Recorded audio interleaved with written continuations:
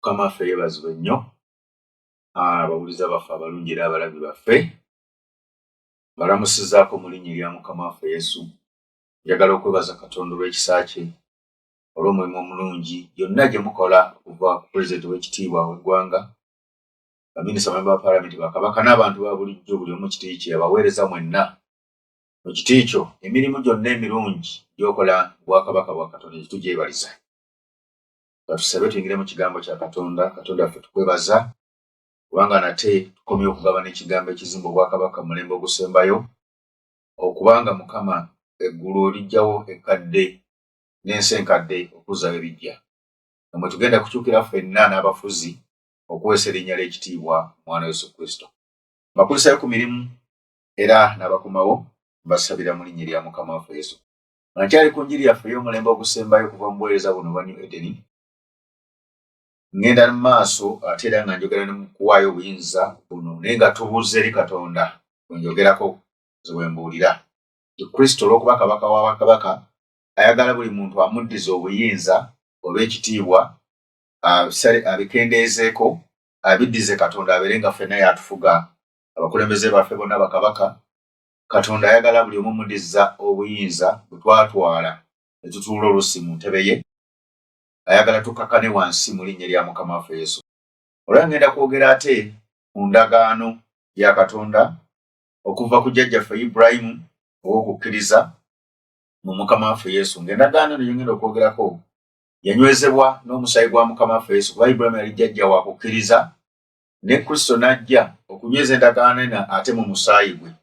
Ng'endagaano eno gye ngenda okwogerako eraga bakabaka abava mu Ibulayimu, Isaka ne Yakobo nga bagenda kusaasaanira ensi, nga njogera ku bakabaka ab'ensikirano, ndyoke nteekeko n'abafuzi b'ensi, bakabaka ab'omubiri, ate njogere ne bakabaka ab'omwoyo.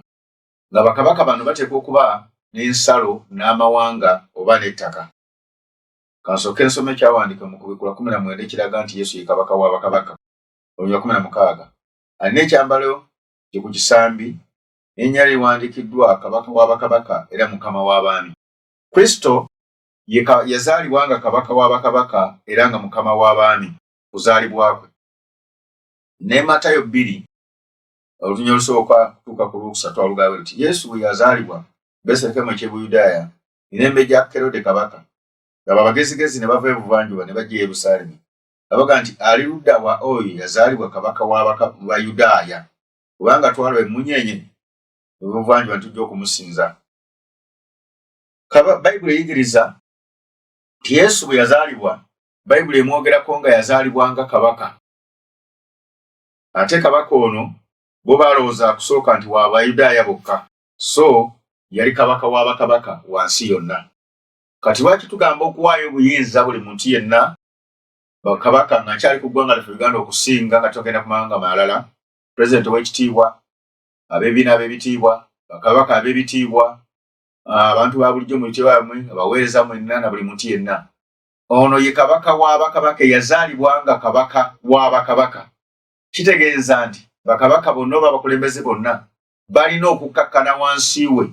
Tetwayise okukyusa omulembe guli nga gukaddiye, obufuzi ne bukyukira muli, bonna ne baddamu ne gavumenti neefuuka mpya okugyawo nga bagaanye. Obwakabaka ne bukyukira muli, buweereza ne bukyukira muli, kubanga tuba tuzizzaayo obuyinza obwakabaka wa bakabaka. Bayibuli egamba nti yazaalibwa nga kabaka. Naye njagala kwogera okusinga, ngenda kwogera okusinga ku bwakabaka, nti Katonda abumanyi bulungi obwakabaka buno obw'ensi, buli mu ndagaano ye, ng'obwakabaka bw'ekitiibwa Mutebi, obwakabaka w'ekitiibwa w'e Bunyolo, Ankole bw'anaabanga naye Katonda ataddewo ekiso ky'okubuzaawo, Toolo, ani ne Busoga, ndooza ne Bugisu, naye nawulidde. Kati njagala kwogera ku bwakabaka obwo nti buli mu ndagaano, kituyamba okubeera nga bukiseera tetulwanagana nabwo, n'ekubeera n'endowooza nti obwakabaka tulina okubusaanyaawo. Tebusobola kuvaawo okusinda mu byawandiikibwa. Okuggyako obutakyaliwo ate obwo tebukyasobola kuddawo, obutalina nsalo oba obutalina ttaka. Lubereberye Olunyiri lwa 6. Era ndikwaza nnyo ne kufuula amawanga ne bakabaka baliva mu ggwe. Katonda bw'abanga ayogera ne Ibulayimu mu ndagaano ye, yamugamba agenda mufugyamu bakabaka n'amawanga. yali tayogera ku ggwanga lya Isirayiri yokka, naye kubanga eggwanga lya Isirayiri si buli kika nti kirina kabaka. Twagambye nti amawanga ga 12 buli kika kirina kabaka, naye agamba nti agenda mujjamu amawanga mangi ne bakabaka. Eyo n'endagaano ng'eri ne Ibulayimu. Twagala okulaba ng'ate aginyweza ne Isaaka Lubereberye 26. Lubereberye 26 olunyiriri lwa 3. Beera mu nsi eno nange naabeerangamu naawe, n'akuwanga omukisa kubanga ggwe n'ezzadde lyo ndibawa mu ensi zonna, era n'anywezanga ekirayiro kye n'alaya ne Ibulayimu. Agamba nti ggwe n'ezzadde lyo ndibawa ensi zonna. Ekitegeeza ensi zonna mulimu abantu abafuzi, naddala Uganda yaffe ekyo ekyokulabirako. Lwaki ŋŋamba nti eggwanga lino ddonde lirinako obubonero obuliraga ddala nti lya njawulo, lyerimu obwakabaka obw'enjawulo wadde n'obukulembeze ate obwa gavumenti bwe buli. Era obw'okulembeze buno lwaki njagadde obwogerako bw'ensikirano nti Yesu obwakabaka bwe bwa nsikirano, bwo tebulondebwa. Tobula n'obwakabaka bwe bubeerawo, bwo tebulondebwa, tebukubwako kalulu. Naye ate buteekwa okubeerawo, ate buteekwa okubeera n'ettaka, so ne bannansi bateekwa okubeera n'ettaka. Kiki enjagala okuzimba? Kwe kutaasa endowooza abantu gye balina. Gavumenti erowooza nti ettaka lifuke lya gavumenti, oba baminisita balowooza nti ettaka oba tusale amagezi tuyise mu paalamenti tuuse ettaka lifuke lya gavumenti. Okusinziira ku Bayibuli, oba omenya endagaano ya Katonda, oba ofuuse mutujju ayagala okulwanyisa Katonda, kubanga obwakabaka bwo yabwogera bugenda kubeerawo nga buli ne mu mawanga. Lubereberye 3:5-9. Kati ngenze ku Isaaka oba gwe yafuuka Isirayiri. Lunya lw'omwenda, Katonda n'ayabikira nate Yakobo bwe yali mu Padanalaamu, n'amuwa omukisa, n'amugamba nti erinnya lye olw'ekkumi lengenzeko linoyitibwanga Yakobo, naye Isirayiri linaabanga erinnya lye ng'olwamuwa omukisa, n'amutuma Isirayiri. Katonda n'amugamba nti nze Katonda omuyinza w'ebintu byonna, era weeyongerenga eggwanga n'ekibiina ky'amawanga biriva mu ggwe ne bakabaka baliva mu ntumbu ezo. Eno ndagaano eri mu Bayibuli ekyanywezebwa okuviira ddala ku mulembe ogwo, ng'ega ne bakabaka baliva mu ntumbu ezo. Bakabaka njogera ku bakabaka abazaalire ddala nga bakabaka batali bakubeko kalulu, nabo bali mu Bayibuli, nga Bayibuli yabanyweza tebagenda kubeera mu mawanga ag'enjawulo.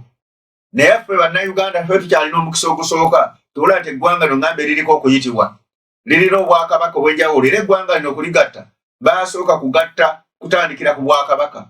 Lyo teryaliwo ng'eggwanga Uganda, ne bwali bwakabaka obw'enjawulo ne babugatta ne lifuuka eggwanga limu. Kyova balina omukulembeze alina okubeerawo kubanga ggwanga limu, ne bakabaka balina okubeerawo, ng'amakulu gavumenti erina okuba n'ettaka, obwakabaka bwa Buganda bulina okuba n'ettaka, obwa Toolo bulina okuba n'ettaka, obwa Bunyolo bulina okuba n'ettaka lyabo, obwa Nkole Buddawo bulina okuba n'ettaka lyabo, obwa Bugisu nabo bulina ettaka lyabo. So n'abantu ba bulijjo bateekwa okuba n'ettaka, n'ebitongole biteekwa okuba n'ettaka. Amakulu eggwanga Uganda ya njawulo siringa mawanga malala. Kuleeta ndowooza nti ettaka lifuke lya gavumenti, ekyamini yakigezaako naye ne kirema. Kati ndi ku ndagaano ti amakulu buli oyagala okulwanyisa endagaano ya Katonda nga naawe agenda kulwanagana naawe. Lwaki njogera ebigambo bino? Ntaasa bannayuganda, ntaasa balina endowooza ti ettaka lifuke lya gavumenti. Gavumenti buli oyagala okukola enkulaakulana erina kusasulawo ssente zaayo. Ekyo kyerina okukola. Ekitongole nga kino bwe kiba kyagala ettaka nga kiraba abalitunda, tulina kugula ligule oba nga balituwadde buuyi oba gavumenti nga bagiwadde.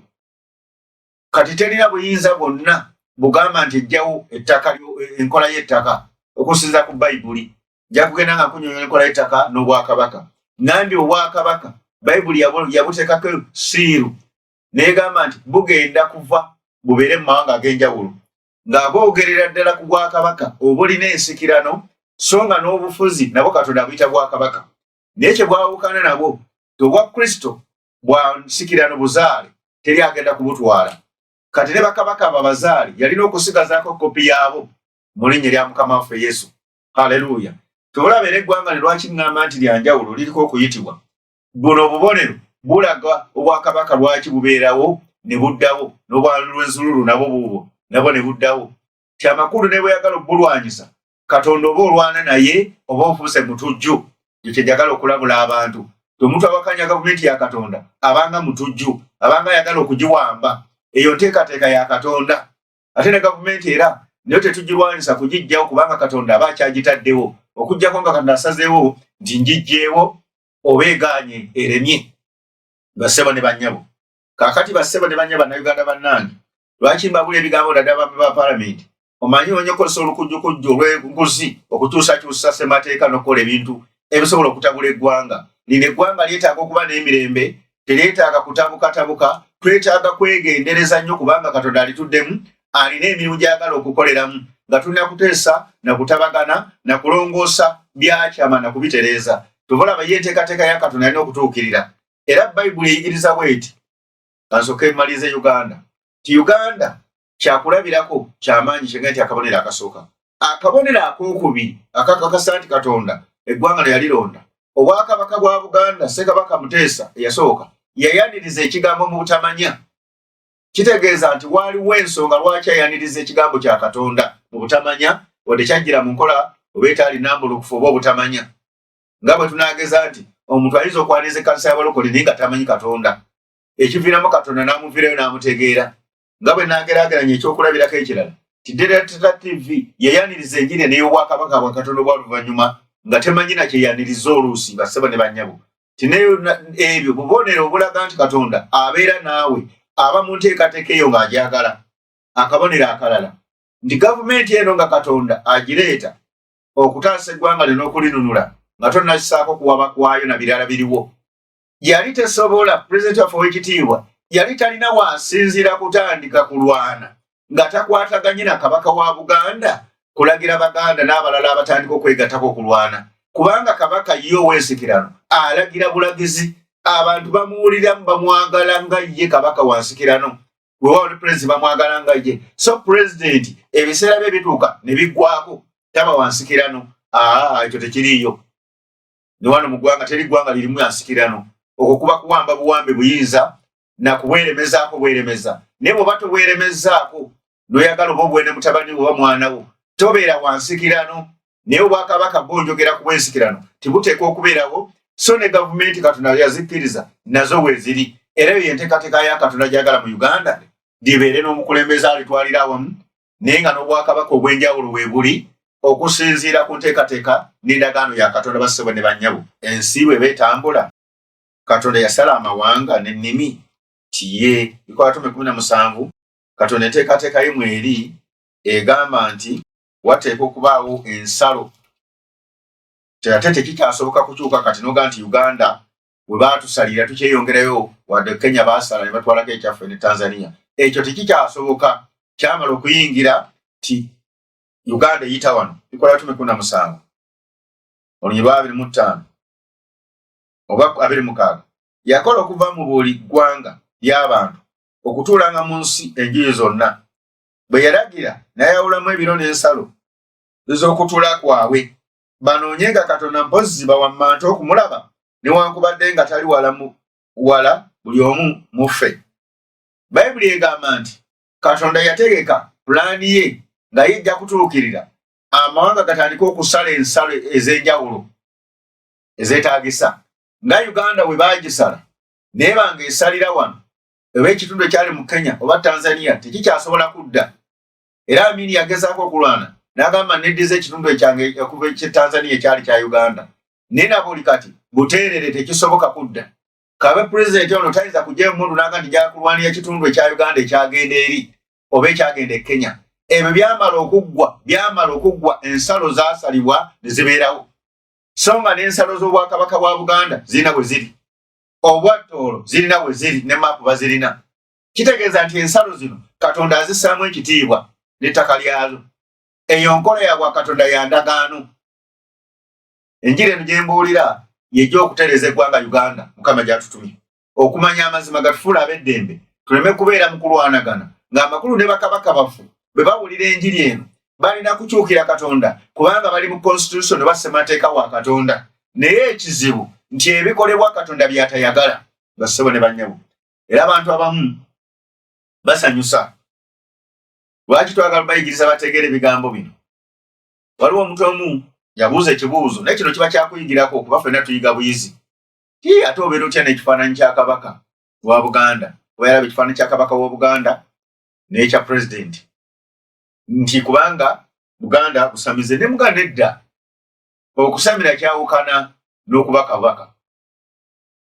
Era ne Buganda President Museveni toga nti akola bya Katonda naye asamira.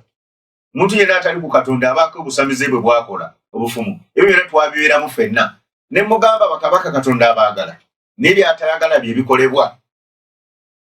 Era ne mugamba nti kati Buganda weeri oba erimu obusamize osobola ogivaamu mwe muli n'ekibuga Kampala osobola okukijjawo. Tekisoboka. Kireeza nti abantu bano Katonda abaagala naye ebikolebwa oba ffenna Katonda atwagala byatayagala kyava atugamba okuwaayo obuyinza. Tutegeere nti obwakabaka bwa Katonda ate nga bwansikirano ebulina mu ndagaano weebuli n'abafuzi baffe nabo Katonda yabakkiriza babeerewo nabo weebali nebba abafuzi ba biseera n'obwakabaka bwansikirano nga obwa Kristo so se n'abwakabaka bwansi wabula nja kwogera n'obwakabaka bw'eggulu nyongere bugaziya. Kati ensalo zino zo zaasalibwa tubolaba bano bagezaako okuga nti Kampala tali mu Buganda nga tekisoboka nga toyinza kusobola oba bwerimba bwerimbi toyinza kukyusa kintu wekiri ate gunoga tekiriiwo noga nti mbalala ate tali saidi ya nkole kakati yatumubalira busoga ekyo tosobola kukikola n'omwana omutaki tunabutuzaga nti ono aliko ekikyamu kiki ekimutawaanya ku mutwe. Haleluya. Kakati amakulu nti twagala okujja abantu mu kuwaba mu kukola okwagala kwabwe tukole okwagala kwa Katonda mu linnya lya Mukama waffe Yesu. Kuba bannayuganda Mukama atuyita bannayuganda Mukama yatulonda n'atuwa obukulembeze obutufugira awamu ne n'atuwa n'obwakabaka buno bwa Butolo buno bwa Busoga nawulidde ntuza n'obwa Bugisu nabwo nga buddawo simanye muli ebwona bwakabaka buli eyo oyo ow'Enzululu bwakabaka buli eyo obwakabaka obwo buliwo n'ensalo zaabwo tebukyasobola ate kuvaawo ate obutaliwo butalinawo nsalo yaabwo obwo tebuliiwo kubanga toyinza kubusaawo ne bw'oyagala ate ensalo zaabwo ziri luddawa bassebo ne bannyabo. Kiza nti ate obwo Katonda teyabuganya naye buno bwe yaganya weebuli oba n'obutaliwo nga bwe nga nti obwankole ensalo zaabwo zikyaliwo. Kano waba yagadde buddeyo ng'obudde butuuse busobola okuddawo kubanga bwansikirano ate bwa Bayibuli ate bwa ndagaano. Kyevudde mbasomera ebyawandiikibwa bisatu okuva mu lubereberye nga Katonda akola endagaano Ibulayimu amuga nti amawanga ne bakabaka ag'enjawulo n'ebibiina n'addamu n'aginyweza ne Isaaka mu lubereberye 26 n'agamba nti amawanga n'ensalo era ng'ayogera n'obwakabaka n'addamu n'aginywereza ddala ne Yakobo ti ebibiina bingi bigenda kuva mu ggwe n'amawanga n'obwakabaka. Nsose bwakabaka bwa mubiri bassebo ne bannyabo. Lwaki njogera ebigambo bino abantu tubeere n'okwegendereza obutamala galwanagana obutamala gakola birwanagana ne Katonda nga tulowooza nti ffe tujja kusinga Katonda amaanyi. Tetusobola musinza maanyi tetusobola kumuggisaawo nteekateeka gye yateekateeka tekisobola. Yayagala okweragira mu ggwanga Uganda ndooza n'alekamu obwakabaka obwo.